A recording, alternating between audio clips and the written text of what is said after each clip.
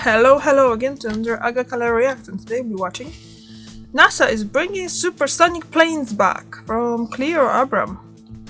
And I believe she worked for Fox or something. Okay, let's just watch it and see. Because Supersonic is supersonic, guys. On the world's first ever supersonic commercial flight, the most exciting aircraft the world had ever seen, twice the speed of sound. This is a one-of-a-kind supersonic plane. Wait, hold on. We gotta go back. 20 years ago, you could fly in a plane going faster than sound. Why can't you do that now? This supersonic plane, the Concorde, could get from New York to London in 3.5 hours, and it was so cool. Yeah. It flew at an altitude so high you could see the curve of the Earth, all while popping champagne.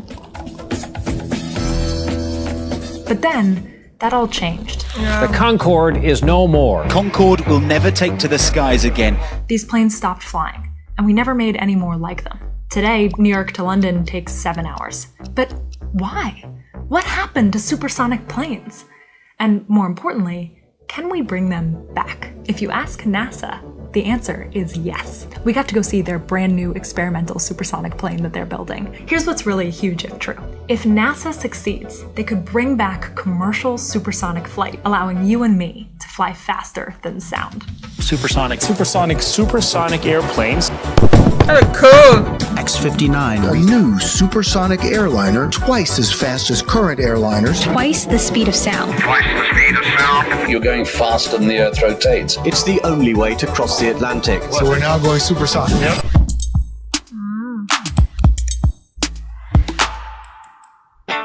You ready? I'm ready. Let's do this. Let's go see a supersonic plane.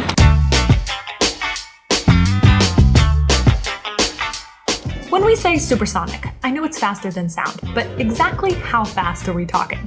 For comparison, the world's fastest train can go around 286 miles per hour. The fastest car goes around 330. Your average Boeing 737 today will cruise at around 520 miles per hour. And once you reach around 767 miles per hour, you're at the speed of sound, also called Mach 1. The Concorde, it went 1,350 miles per hour. For reference, that's roughly the same top speed as a military F-16 fighter jet today. And now, 20 years after the Concorde's last flight, NASA is trying to build a new supersonic plane, and we're on our way to go see it. We've entered the land of the planes and the weird, short palm trees. Let's do it! We're here at Skunk Works, where huh? Lockheed Martin is building a supersonic plane for NASA. This plane is really cool. There aren't that many images of it online. It's possible that we're like one of the only teams to ever see it, which makes me feel awesome. I kind of can't believe that we got this shoot, if I'm honest, because we just emailed NASA and we were like, hey, we know you're working on this supersonic plane. Is there any chance that we can come see it? And they said yes, but there was this very long security clearance process. And then we got this email just a couple weeks ago. You're allowed to come visit on this day for these 2 hours. So here we are. Is that the plane? So this is it. This is the X-59. Yeah. This plane is beautiful and weird looking. In order to understand what NASA's building here, you need to understand how a supersonic plane actually works. And the best way to do that is, obviously, Legos. I'm just gonna try to fit Legos into as many episodes as possible, okay? Wait, did they ever steal Concorde? It's a plane that was just the physical embodiment of a simple fact about our species, which is that humans just love speed.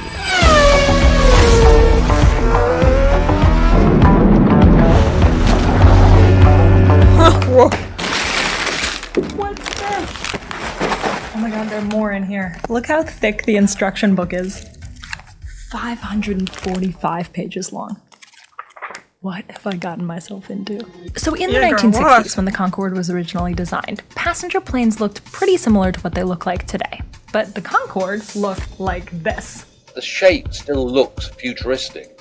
it still looks like every child's paper dart. That's Captain Mike Bannister, the former chief Concorde pilot at British Airways. I flew her for a total of 22 years. Flying Concorde was an absolute joy. You are flying something that's traveling at 23 miles a minute on the edge of space where the sky got darker, where you could see the curvature of the Earth. You're traveling so quickly that you're going faster than the Earth rotates. And when you got close to her, you could see the elegance in design. Now, I gotta actually build this thing.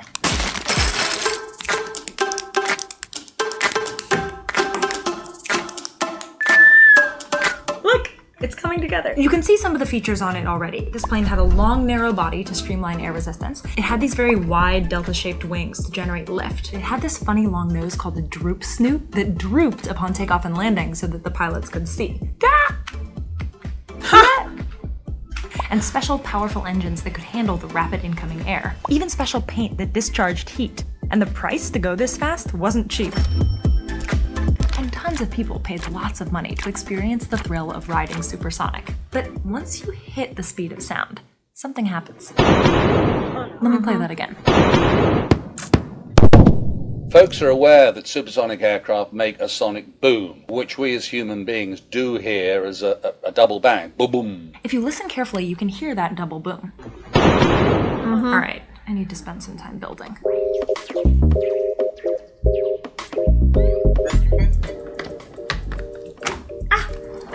As the plane flies, it pushes air out of its path, creating pressure waves at the front and back of the plane. When a plane flies faster than the speed of sound, the air molecules literally cannot move out of the way in time. And so they get compressed together. They form a wave off the front of the airplane and a second wave off the back. When those pressure waves reach our ears, our brains process them as sound, a massive boom. But a common misconception is that a sonic boom doesn't just boom once when the plane hits that speed. It booms the whole time, all along the path of the plane, carpeting the ground below it, meaning everyone under the flight of the plane hears the sonic boom. Weirdly though, inside the plane, you don't hear the boom at all. There was no indication whatsoever, physically, on the airplane of going through the sound barrier. You're traveling as fast as the pressure waves are. We put an indicator in the cabin so the customers knew when they were going through the sound barrier, because otherwise they wouldn't have done. We're coming up to twice the speed of sound. But for those on the ground, the boom was loud. For context, if this is how loud distant thunder is, and this is how loud a hand clap is, and firework, this is how loud the Concorde sonic boom was from the ground. Just below a balloon pop. Because of how loud supersonic booms are, in 1973 the FAA changed their rules and banned commercial supersonic flights over the United States, and similar rules followed around the world. This meant that companies could mostly only offer flights over the ocean, which dramatically reduced their routes. Plus, these fuel-guzzling engines and rising fuel costs, combined with a deadly crash in 2000, hurt public perception of supersonic flight. And finally, Air France chose to stop flying the Concorde, eventually forcing British Airways, the only company now paying for the upkeep of the aging planes, to stop flying them as well. And so in early 2003, on April the 10th, British Airways very reluctantly announced that they were retiring their Concorde fleet. And on the very last flight, we invited 100 people at British Airways' expense to join us on that last flight and getting the message across that this was something that they should really be proud to have been part of. The Concorde was ahead of its time, but even as advanced as it was, it couldn't overcome the problem of the sonic boom. But what if we could fix that? That is what NASA is trying to do.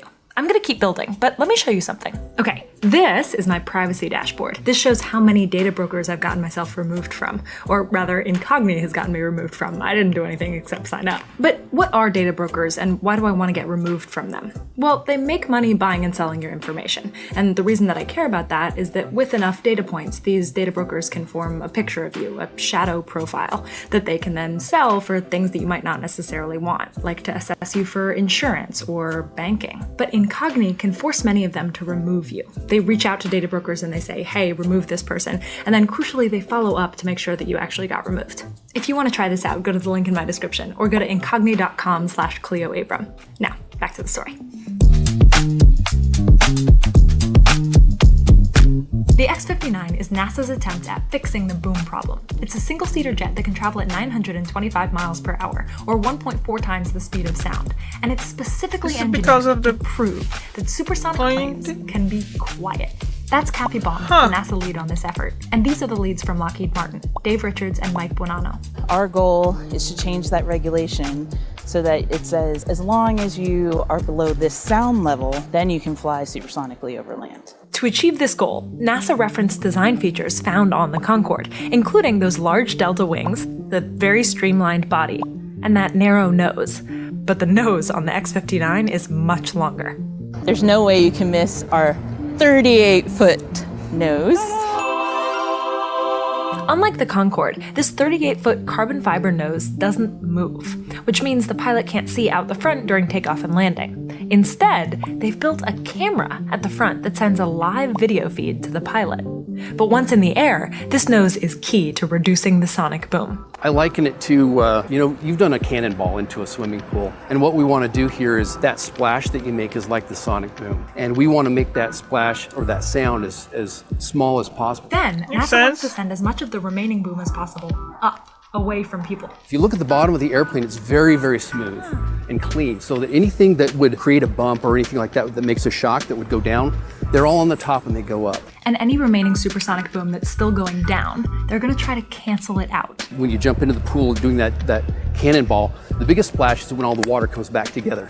And so there's a big shock on the back end of the airplane. This feature, called the T-tail, creates its own shock that interacts with that boom, canceling some of it out. By the way, I still can't believe that I got to see that plane up close. Like, normally that is really not allowed. How many people have been allowed to be this close to this plane? Well, in the state that it's in right now, we're actually the first. So I'm gonna get fired, but yeah, you guys are the first ones to come in to really. You're not actually gonna get fired, right? No, but I already got yelled at. So there's no way I can sit. Nope. That seems fair. I think I pushed it enough. If NASA can help change the rule preventing supersonic over land, that can help everybody. It can open the floodgates to more companies and more planes. There are a bunch of private companies, including one called Boom, fighting to bring back these planes. And the pressure is on. It was very clear talking to this team that there's a lot on the line with this plane. This takes a long time to develop, and there's a lot of money in the development of it. And, to see something from a concept drawn on a napkin to having the airplane here and then to fly it, it is a lot of hard work. Really, this is our one opportunity to try to repeal the law. This is our one chance to get it right. So in order to change the rule that limits supersonic flight, they had to design the X-59 to have a sonic boom that's quiet enough to not disrupt everyday life. But how quiet is that exactly? The answer to that question is that no one exactly knows right now, and that's the entire reason why we had to build X-59 and why NASA plans on flying it over the next several years. NASA's anticipating that 75 perceived level decibels will be sufficiently quiet enough, so that's the goal that they're aiming for right now. The result of that is that it would sound kind of like your neighbor closing their car door in front of their house, but most of the time you won't even hear it at all. This plane is just amazing. Every bolt, rivet, and tiny little winglet has been placed specifically to optimize aerodynamics and speed, all the way down to the paint. It has a very special anti-static paint. So you know how you walk along and you get static from the carpet? Well, the carpet is like the air. As the airplane moves through the air, it generates static electricity on the airplane. So we have a special paint that's like putting Teflon on your shoes, so that you don't build that static charge. But it's clear this is not a passenger plane. Yeah, we're not going to build any more of these. This is a one-off airplane. It's very dedicated to just this one demonstration to show that we can make an airplane that is capable of a low-boom supersonic flight. So NASA's building their supersonic plane in the hopes that the breakthroughs that they make are one day going to be able to be translated into commercial passenger supersonic planes that can carry more people. But when? When are you and I going to get to fly in one? When is passenger supersonic flight finally coming back? Not soon enough in my book. But first we'll go through the regulation process. That'll take a number of years to test this aircraft, then go to test the communities, and then go through the regulation process. So it looks like we're at least a decade away from seeing these planes, and claims from companies like Boom echo that. They've set a goal of bringing their planes to market by the end of this decade. But the industry seems so confident that this is gonna happen that 3 airlines have already placed orders for their supersonic planes. 80 years ago, we set out on a journey to go faster than sound. Because as humans, we love going fast. We work so hard at it. We build these beautiful machines that hurtle us through the air. Just imagine flying on a machine like this. It's just so cool. But the promise of supersonic flight is much more than just being extremely cool. For all of history, being able to go farther faster has meant greater connection. When our world shrinks in size, it means that we as humans get to explore more of it. And today we have an opportunity to take another leap forward. It'll be our second try, but the good thing about that is we can fix what we know went wrong. Allowing supersonic flights over land is just step one. New supersonic planes need to be more sustainable. They can't guzzle fuel like they used to. They'll need to be cheaper. They'll need to be able to hold more than just one passenger. But we can do this. It's 20 years now since Concorde last flew, and I really do believe there will be another supersonic airliner offering supersonic travel to the general public in the not too distant future. The future is so bright and it's so achievable. Like, I know that sounds like a cliche, but you can see it. That's really exciting. It really is. It is, Huge if true. Huge if true. Huge and true. Okay, I want to show you one more thing. My grandfather passed away a few years ago, and I miss him a lot. And he actually worked for NASA in the 1960s. And as we were going through his stuff, we found this pin of his. I've been keeping it close to me while I was researching this episode. And at the end of our visit to see this plane, NASA gave me this. And so now I have my own pin, and it just really means a lot to me. So thanks for watching this episode, and thank you so much to NASA. If you like optimistic science and tech stories and you want to support us and our show, the best thing that you can do is to subscribe. See you for the next one. That was cool. Guys, that was awesome. I do want to check out that Boom supersonic plane.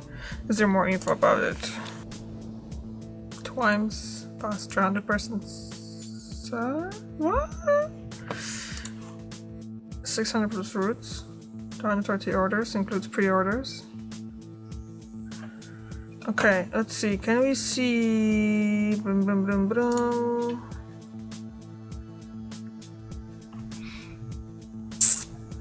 Oh. The world's first independently developed supersonic jet. Designed, built, and tested in Centennial, Colorado, Boom Supersonic Technology Demonstrator XB-1 recently moved to the Mojave Air and Spaceport to continue flight preparations. Cool. Built for speed. Oh, there's more. No thanks. Not now. Aerodynamic balance. Oh, damn, guys. Oh, this is the... Okay. Commercial. Large and growing demand for supersonic travel. That looks awesome. I know it's not real yet. With commitments from American Airlines, United Airlines, and Japan Airlines, Overture's order book stands at 130 orders in pre-orders.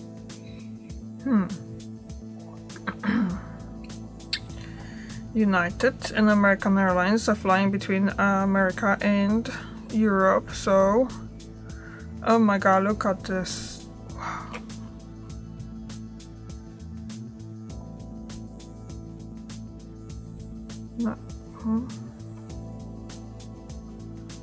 US military as well. Well, they have to. US Air Force.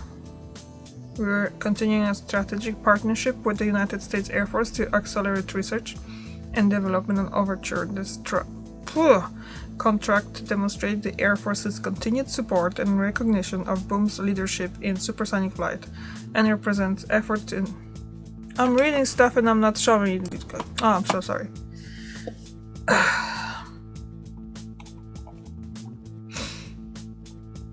Okay, so basically, you see these pictures? That looks amazing, in my opinion. 97% are interested in flying supersonic for long-haul international trips. 87 will switch from their preferred airline to access supersonic travel. 55 average fare premium versus supersonic business class fares that passengers are willing to pay. Okay. Washington DC to Dublin, 3.5 hours. Guys, it takes what, 6 hours now? Atlanta, Tokyo, Vancouver. Come on. Is there New York to Rome, 440. Los Angeles to Tahiti, Taipei, Brisbane, Singapore, Dubai, Miami, Santiago, Washington DC, Dublin. So the same one, huh? 3.5 hours instead of 6 and 25 minutes. That would be something. Okay, but anyway, I was showing this one at the beginning when I forgot to put the screen capture on. So look at this.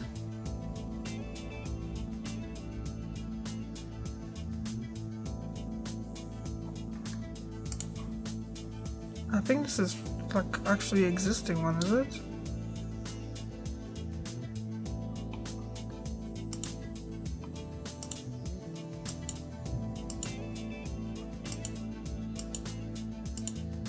Cool. Okay. So there's chance that in my lifetime there will be supersonic flights. Yay! Again. Because I was only like, what, 15 or maybe not 20, 2001, so I was 18 when they stopped using them. So yeah, but no, it's cool. It's very cool. What do you think about that? Do you think they're gonna make it? I have one thing to question, because they said in that video that they're gonna be during that boom, they're gonna be going upwards, and I know they said the Concorde was flying really high, so I'm guessing there was nothing flying above it, but it's just, what about, you know, when they're going up and there's some other plane flying, would that be hit? Can't remember how that works. Anyway, thank you very much for watching, and I'll see you tomorrow. Bye!